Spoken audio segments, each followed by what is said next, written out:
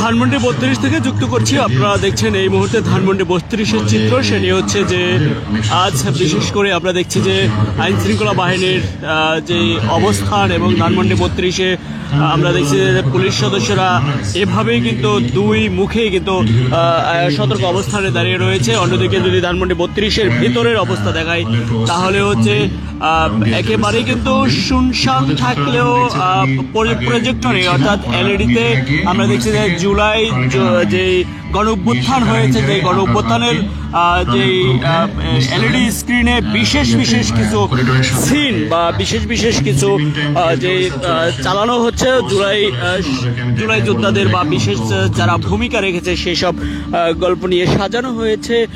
সেই সিনেমেটিক যেই গল্প সেগুলো চলছে এবং আমরা বিশেষ দৃশ্যগুলো দেখতে পাচ্ছি। অন্যদিকে 15 আগস্টকে ঘিরে আওয়ামী লীগের যাতে যেই মাথাচাড়া দিয়ে না উঠতে পারে সেই সব বিষয়ে কিন্তু সজাগ থাকার জন্য সবাই কিন্তু ঐক্যবদ্ধ রয়েছে যারা গণ অভ্যুত্থানে ভূমিকা রেখেছে। গতকাল রাতেও আমরা দেখেছি যে বিএনপি সহ বিভিন্ন যারা জুলাই গণ অভ্যুত্থানে ভূমিকা রেখেছে তারা কিন্তু গতকাল থেকে কিন্তু এই ধানমন্ডি 32-এ রাত ভর ছিল, একেবারে অনেকক্ষণ ধরে অনেক রাত ধরে ছিল।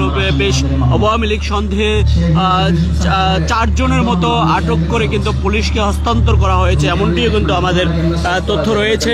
এবং জলকামান গাড়ি সহ পুলিশের টহল রয়েছে, বেশ সারা রাতই ছিল এখানে পুলিশের টহল, সেটি আমরা দেখতে পেয়েছি। এবং ধানমন্ডি 32-এর ভিতরে কিন্তু পুলিশের হাঁটাচলা রয়েছে বা পুলিশ পর্যবেক্ষণে রয়েছে যাতে কোনো আওয়ামী লীগের যেই কোনোভাবে যাতে 15 আগস্টকে শোক দিবসের উপলক্ষে তারা যাতে কোনো কর্মসূচি পালন না করতে পারে বা তারা যাতে এই শোক দিবস ঘিরে তারা নতুন করে মাথাচাড়া দিয়ে না উঠতে পারে সেজন্যই কিন্তু সবাই ঐক্যবদ্ধ হয়ে কিন্তু সজাগ রয়েছে।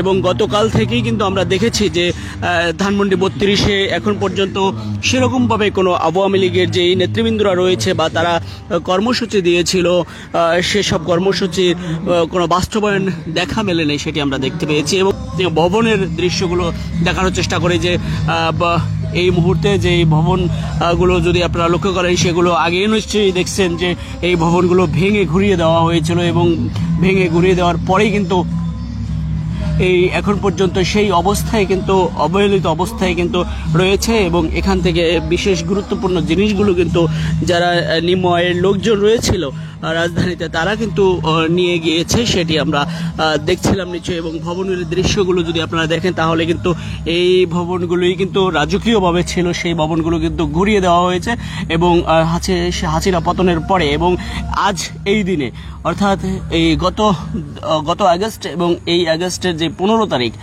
এই 15 আগস্টকে তারা কিন্তু এখন পর্যন্ত আওয়ামী লীগ এই 2 বার কিন্তু কোনোভাবে কিন্তু কর্মসূচি দিতে পারেনি এবং তারা সেই কর্মসূচি দিবে বলে আশ্বাসও নেই। এবং অর্থাৎ যারা যেই হাসিনা ফ্যাসিবাদী সরকার হাসিনাকে পতন করেছে তারা মূলত বলছে যে কোনোভাবেই যাতে আর ফ্যাসিবাদী তৈরি না হয় এবং হাসিনা যাতে ফিরে না আসতে পারে, অর্থাৎ এই আওয়ামী লীগ যাতে কোনোদিন ফিরে না আসতে পারে সেজন্যই কিন্তু তারা গতকাল পর্যন্ত আমরা বলা যেতে পারে যে এখানে বেশ অনেক লোকজন ছিল। এবং এখন পর্যন্ত যদি বলি যে আইনশৃঙ্খলা বাহিনীর সদস্যরা আছে, তবে এখন পর্যন্ত কিন্তু সেরকম আর কোনো প্রতিবাদ করার জন্য তেমন একটা লোক দেখি না। তবে ভিতরে প্রবেশ করতে হলে আইনশৃঙ্খলা বাহিনীর সদস্যদেরকে পরিচয় দিয়ে এবং আইডেন্টিফাই করে তারপরে কিন্তু ভিতরে প্রবেশ করতে দিচ্ছে।